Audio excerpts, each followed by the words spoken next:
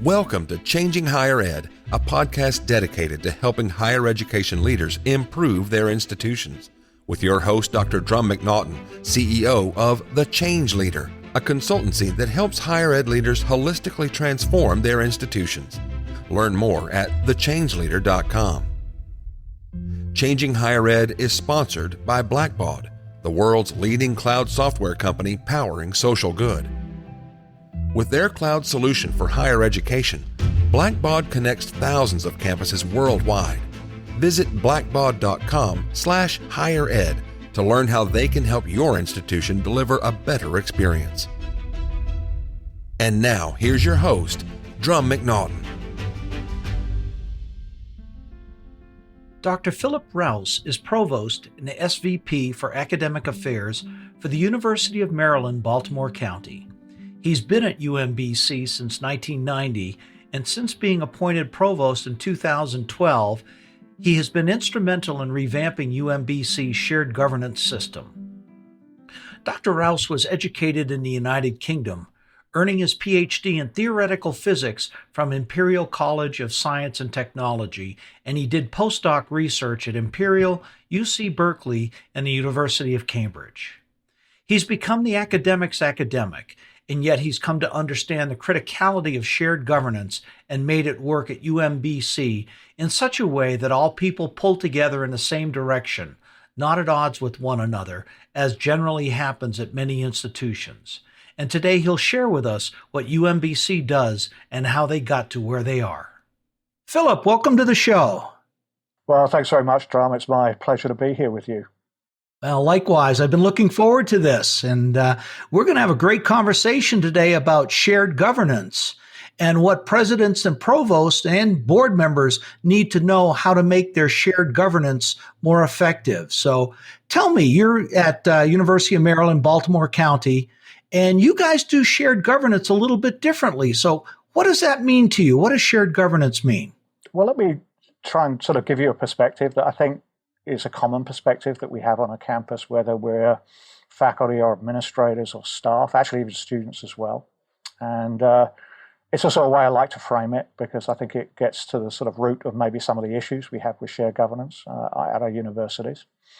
I really would prefer to use, instead of shared governance, although that's traditional description, to use the word shared responsibility.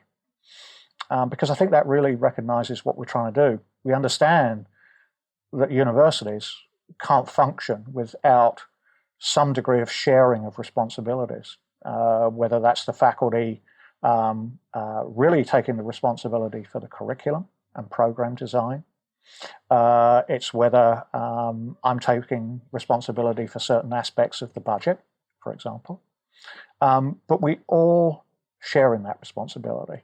And I think that's important because responsibility to most people is derived fundamentally from a set of values. And so if in shared governance we can found that on a set of shared values, then I think that's what really makes shared governance or shared responsibility work really well. So I think, my simple answer to your question is in a sense to at least begin thinking about reframing shared governance as shared responsibility, and then really start from there, because I think that opens up the conversation and also reveals maybe some of the solutions to some of the problems that we have with shared governance, generally speaking, that we encounter as a president or a provost. And it also allows us to think a little bit more deeply about our values and the values that we share. I like that approach because it seems as though with the shared governance, faculty want to have input into all decisions. But if you look at it from a shared responsibility, everyone has their own lane in which they should be staying. So as a provost, you're making more budgetary decisions, more large programmatic decisions, i.e. what programs will be offered, what are not, whereas a faculty has the greater input because they are the experts in particular subject matter. That would make sense for them to have far more responsibility and say into what's being taught in individual programs and classes. Does that make sense?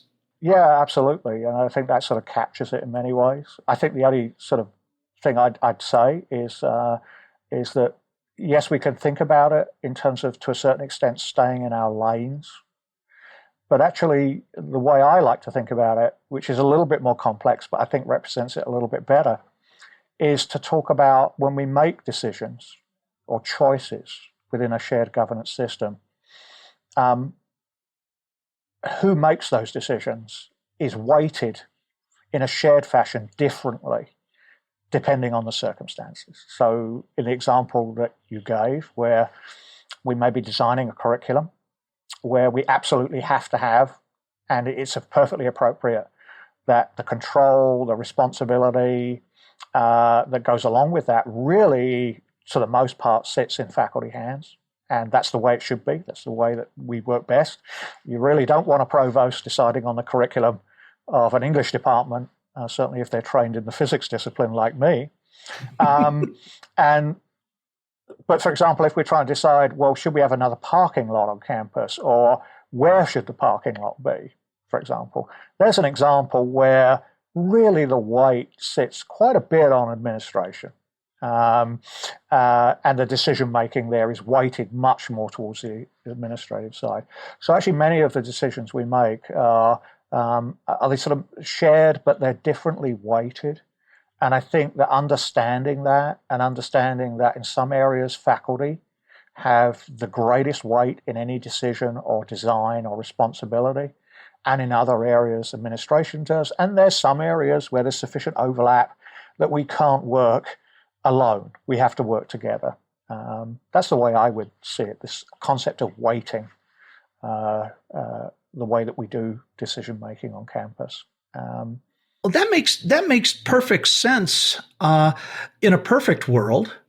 But then when the rubber meets the road, as we say over here, it becomes a little bit more challenging. I've known faculty who think they should have a say where the parking lots are located or how we spend money. I mean, the craziest one I have heard was in a academic prioritization or realignment of curriculum, faculty telling the provost that, well, if we had more faculty, we'd have more students. This was a music department. They had 2 students and they had 9 faculty. It's like, what is wrong with this picture? So how do you work through challenges like that? Well, first of all, I'd say in that particular case where you have a situation where a department wants to add its faculty, but its enrollment is essentially tanked. In a sense, they can certainly advocate for that. But in that sort of decision, the decision is really made by the dean and the provost, and unlikely to be persuaded by an argument that would add more faculty in that circumstance, although certainly I hope that what we would do in those circumstances is work with the department to say, really need to increase your enrollment before we can even start thinking about maybe adding some faculty. And maybe that's an opportunity for you as a department. But I'm getting a little bit off topic there. There are certain plenty of people, not only faculty, but I'm sure it's also the case with some administrators as well, that believe we can get involved in very detail in each other's sort of weighted decision-making part of the process. But I think and it is challenging. I think part of the way around that is what I talked about a little bit earlier, which is sort of founding your shared governance or shared responsibility on a set of common values. And I've always found, for me personally, and from what I've observed, that when you get into somewhat difficult situations like this, being able to reflect back to those shared values often will get you out of that mode. So let me give you an example. Many of these examples are obvious. But let me tell you what my perspective is and to a certain extent what I've observed on this campus. On this campus, if you were to visit our campus, and we have many visitors, so I'm not just making this up, this is what they actually tell us. Um, Typically, at the beginning and end of a visit, I might meet with a visit team that's coming from another university to see what we're doing. And very often, when I'm doing that wrap-up meeting with the team, and on the way out the door, they'll say a very similar thing. And that is, how did you get everybody in this campus to tell us the same story about what really matters on this campus? And of course, the reality is that I didn't make anybody do anything. It's somewhat of a characteristic of our institution that even though we don't have values written down, we don't have a value statement, we don't have a sort of carved in stone tablet telling everybody what their values should be, I think we've been very intentional as a campus, partly because we're so young and so many people on this campus built this campus from the ground up. Very intentional about the things that we think are really important about what we do. And of course, not only do we encourage people to think about those values, but in our recruiting, we're looking for people that are not necessarily just good teachers or good researchers, although we want both, but we also want people that really fundamentally share the sort of values that we have. So one example, I'm not going to go through, but a really important one is, I'd say making a difference in the lives of our students, or framed another way, doing everything we can to support students in being successful at our institution. And I think that's very much a common and shared value at our institution. I know I talk about it a lot, the president does, many other people, deans, will also talk about it, but they talk about it in a sense that this is not my value that I want you to have. It's about, this is a value that I know we share together. And it's generally true. Certainly in our institutions, I would say at almost all institutions across the country, perhaps around the world, people that come into academia are fundamentally attracted, of course, not by the money or anything like that necessarily. But one of the things that really attracts them is that they have a possibility to make a difference in the lives of their students who they help through the process of learning, and to make a difference perhaps in their research as well. That's a very great motivation for many people. And so this sort of shared value is actually quite common, and it's certainly very common on our campus. I think what's maybe different about what we do on our campus is we actually talk about it. We actually sort of reinforce that's our value, and we share it, and that's a really good thing. And that as leaders, we recognize that that's a shared value. It's not just a value that sits on a tablet somewhere or on a website. It's something that we constantly are recognizing as being a part of each of the members of our community here at UMBC. Well, that is so critical to make that link between shared governance and shared values. Because the whole process of establishing a good culture, which it sounds like that's critical in your part, has to do with hiring. You've got to hire the right people and then build, have the leadership development and the development nature to where those values become inculcated throughout the entire campus. That sounds like what you're doing. Yes, I think that's definitely essentially the frame on this campus. There's another piece to it as well, which I think is sort of interesting about our campus. I don't know how widespread this is, but it seems to me to be relatively unusual, is that many of the people that move to leadership positions on our campus, deans, even provosts like myself, have actually been highly active in shared governance on the faculty side. So just to give you an example, I was a former faculty senate president. Our former Dean of Arts, Humanities and Social Sciences was our faculty senate president at one point. Our current Dean of Arts and Humanities was also a faculty senate president at another institution. My associate provost was previously president of faculty senate, etc. And so one of the interesting things about UMBC is that one route that people flow into administrative positions is actually through shared governance itself. And what I would say is that, there are several reasons for that occurs. One is that I think because we have a relatively good shared governance system on this campus, shared responsibility, that the people we're also attracting into those leadership positions in shared governance are people that also understand the responsibility and share the values and want to make a difference. And so they can possibly see a part of their career being in administration and supporting the university as a whole. I think also the other piece that I think is really important is related to information. So our shared governance heads actually sit on our President's Council with all the deans and the vice presidents. They're present.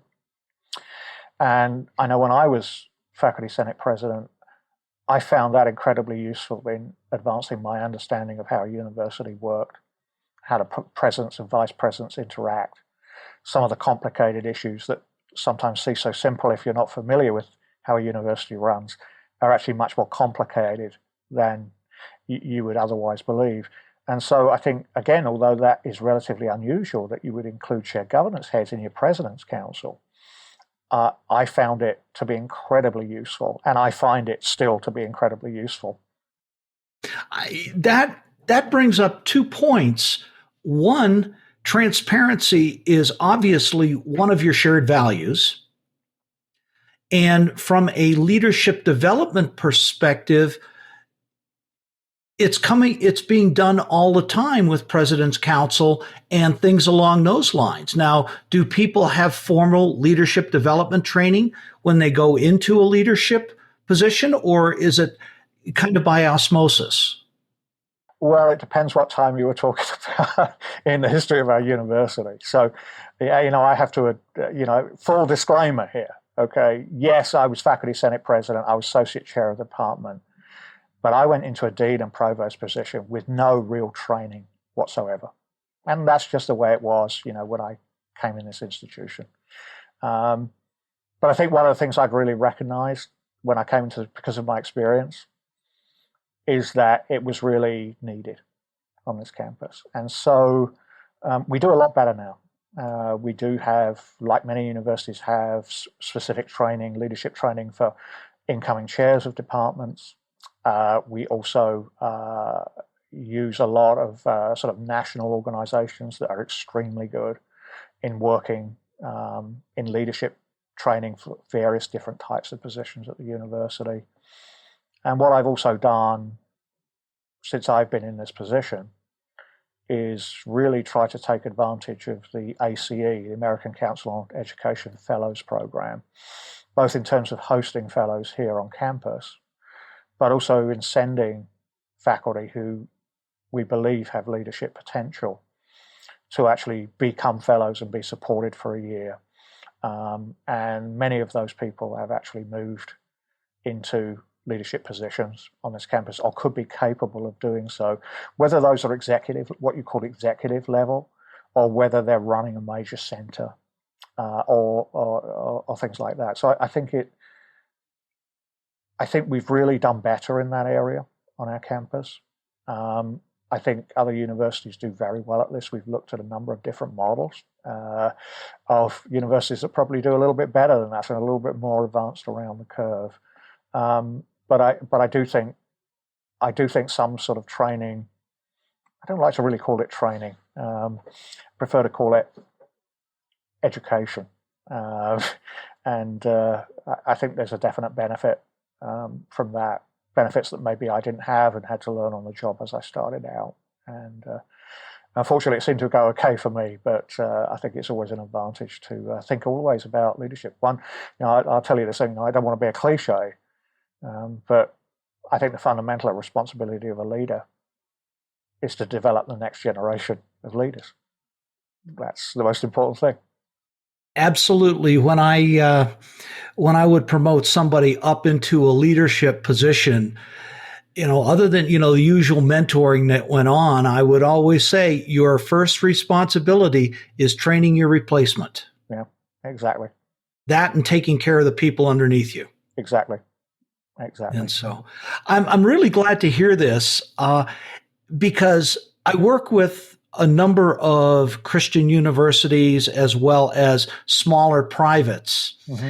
And they don't do much, if any, leadership development education When they just promote somebody up, they just, here are the reins, go for it. And to hear your story at UMBC of what you do there, and also how ACE comes into play, I'm really gratified to know that this is happening. Yeah, I mean, it's something we definitely we've worked on, and I think it's really important. I don't think we're quite perfect yet. I don't think we ever can be, but we certainly recognised it and have been working on it. I think we talked a little bit about the sort of educational process that's involved in thinking about leadership, or whether you want to move into a leadership position. Particularly my experience in that regard, and I think you'd also mentioned this sort of concept of, as we bring shared governance leaders into President's Council, of transparency, and I think that's a really interesting point. So first of all, I'm going to make my usual disclaimer, which everyone who's listening to this will know, and that is you can never communicate enough. Even if you communicate enough, it's never enough. Okay, this is the tragedy of institutional leadership, I think. But you can do the absolute best you can. So what I would say is, even if you're the sort of parallel to this is, even if you're absolutely dedicated to transparency, you're never quite transparent enough. In any case. And that's because we're incredibly complex institutions. But also something that I really observed, and I've seen this over and over again, it was partly related to my experience, that often when we might have a disagreement, maybe in shared governance or something like that, the reason that disagreement is arising is actually because one of us doesn't have an important piece of information that the other one does, or vice versa. Can work both ways. Mm-hmm. And I've noticed this, and I'm sure people have also noticed this, that often that's how sometimes these types of disputes or tension actually arises. So, for example, when I was a faculty member, before I led Faculty Senate, I really didn't have much idea of how a university worked. I knew my world of my department, and I didn't really know anything about how the budget works, what the role of tuition is, why we have to do this rather than that, things like that. And obviously when I came to be at President's Council, I began learning that sort of stuff, and to be perfectly honest with you, looking back, and I'm sure many people listening to this have the same experience if they've been faculty members, looking back, they would think about they're counting a situation where maybe somebody says something to them about something or other, how we should do things. And you're saying, well, that's not right. But then you remember, back in the day, you said exactly the same thing that they did. And it was because that you didn't have the information and knowledge that you now have. So one piece of this, I think, is just there's a certain degree of just having to be comfortable with that. If you're a faculty member doing research and teaching, we cannot expect that you understand the ins and outs of the budget of the university. We might hope you did, but it's not realistic. And it's not what we're asking you to do as an institution.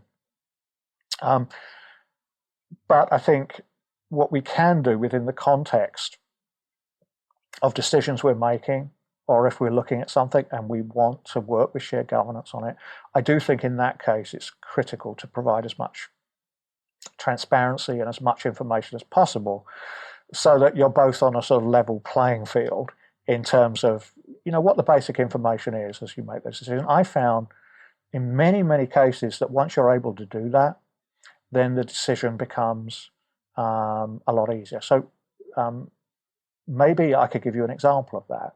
And this actually occurred when I was Faculty Senate President, not in the position I am today.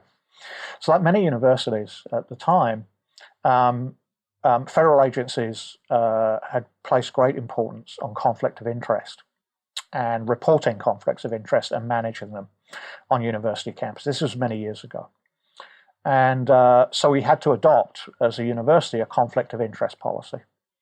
And so just before I was Senate President, The Dean of Research had come to the Faculty Senate with a proposed policy, and there were lots of questions about it, and it didn't pass. And so when I became Faculty Senate President after that, I'd sort of realized, maybe because I've been read into it a little bit, that we really didn't have an option here. We had to work together to pass this conflict of interest. But the question was, how do we do that, given it had just basically been voted down?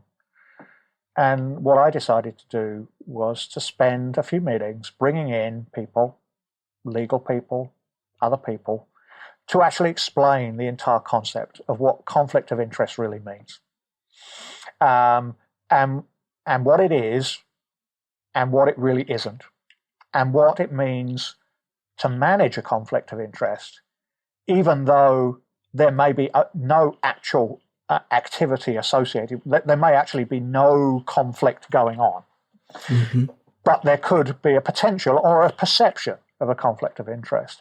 And so we did that for a couple of meetings, brought some people in to talk about it, to show the difference between, what we're really talking about here, to explain a little bit more about it. We did that, answered some questions not about the policy, but answered questions about what conflict of interest really is and what managing it really means. And then we took it up for a vote again, and it passed quite easily, actually. And so I think that's actually a really good practical example of how, when we're all working on a level playing field, we have the information we need, understanding that some of us may have it initially and some of it not.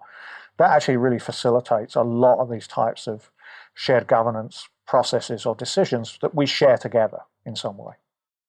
And so it sounds like the whole premise of shared governance really is more about shared responsibilities. It's about shared values. It's about transparency, communication, respecting others' weights in making the decisions, where's the best place to be there. What are the three things that you would tell university presidents that are absolutely critical for establishing good shared governance? Okay, well, that's quite a tough question, isn't it? Three things, but... Okay, well, 5 if you need them. All right, I'll try to keep it to 7. No, I mean, as any of the things that, if you can try and get to the fundamental point. So I want to go back again. I think it all starts with having a common set of shared values and understanding that we share those values, and that at the end of the day, whatever we discuss, no matter how we might disagree with one another, what we all want to do is hold to those values. So we can have an argument about some aspect of the curriculum or whatever it is, or how we put courses on or how we schedule those courses. But if we've always got the opportunity to come back to those common shared values, that is, I think, one way we could get unstuck in that process. I think another aspect of it, number 2, we're getting to number 7. Number 2 is trust. And as everyone knows, it's a cliche, trust has to be earned. And as a Faculty Senate President, or for that matter, as a provost or a president, trust doesn't come automatically with the name on your door. Mm-hmm. It comes through developing that trust by doing and demonstrating continuously that you do what you say you're going to do, and you listen effectively to people, etc. So I think trust is a very important part of it. Trust goes both ways.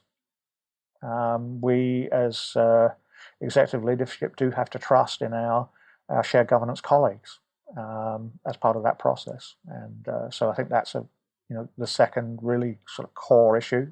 Sometimes it takes a little bit of time to develop that, but there are methods of doing it, and remaining consistent, remaining constantly engaged with shared governance, I think are ways of really trying to think that through. Number 3, respect for shared governance. And what I mean by that is I think it's very important for whether you're a provost or a president or a dean to always make sure in what you say and do that you're demonstrating respect for shared governance. Sometimes it's tempting when we get into difficult situations to say, well, we wish we didn't have shared governance. Hopefully we say that privately if we get very frustrated. But of course, we don't really believe that.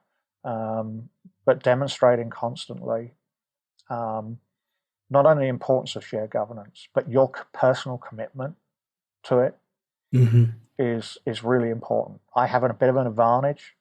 I came out of being Faculty Senate President, so there's some degree of people say, well, at least he was Faculty Senate President for a while, so he sort of must have been a bit committed to shared governance. But constantly, I think, saying why it's important and that the university itself will not flourish in any way unless we take care of shared governance and we protect shared governance on our campus. And saying that and meaning it, I think, is the third really important piece that I would try and advise everybody to do if they're in this position.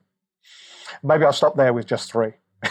Well, those are really three great ones. So my last question for you, Philip, what's next for you personally or UMBC? What do you see on the horizon? Well, this is a very exciting time for our campus. And let me sort of tell you why. I'll give you my personal impression from where I'm sitting and having been part of this community here for 29 years. This is a young university, although we're now over 50 years old. And it's been an exciting time for us. It's been a time where people on this campus, the whole community, have dedicated an enormous amount of effort and hard work and thinking to develop what I think really is a sort of new model of a sort of modern university. I think we've sort of blazed a path that, how can I say this? Sometimes when you're a young university or a young person, what you constantly wonder is which one of your parents are you going to grow up into? And so if you're a young university, sometimes you think, well, am I going to grow into this big research university? Or am I going to be some liberal arts university? Because those are the parents. And I think what's really interesting about UMBC, at least over the past few years, and to a certain extent, even at the beginning, but I think we've recognized it more and more, is actually we don't have to follow those two pieces. We have our own identity, our own contribution to make, and we're making a good contribution and making a difference in the lives of our students and through our research. So that's a really exciting time. It's a degree of confidence in our own path that we struck here at the university. I think it's that sort of confident attitude that we're moving forward with at our institution. Freeman, the president, who I work with, has a little phrase for everybody. He says that success is never final. And I have to say, to be perfectly honest with you, sometimes that's difficult if you've actually just had a success and you want to enjoy it for a few moments. But of course, it's absolutely true. That success is never final. There is always something that we can do better than we're doing right now. There's always something we can sort of look in the mirror and say, okay, this is going well, but this really isn't. What can we do about that? And that sort of attitude is really embedded in this campus in a really unusual way. And it's embedded not in one place. It's sort of everyone's doing this. If you're a staff member, if you're a student, if you're a faculty member, people are constantly thinking, how could I do things better? How could the university do it better? So that's a really, really exciting environment to be in and for the university. And so, you asked me what's my plans next, and I'll give you I'll give you a sort of frank answer to it. And I've been at this institution for 29 years. I really love this place. I think it's a wonderful community, and I know a lot of people here. And hopefully I've made some contribution to the difference over time in this position.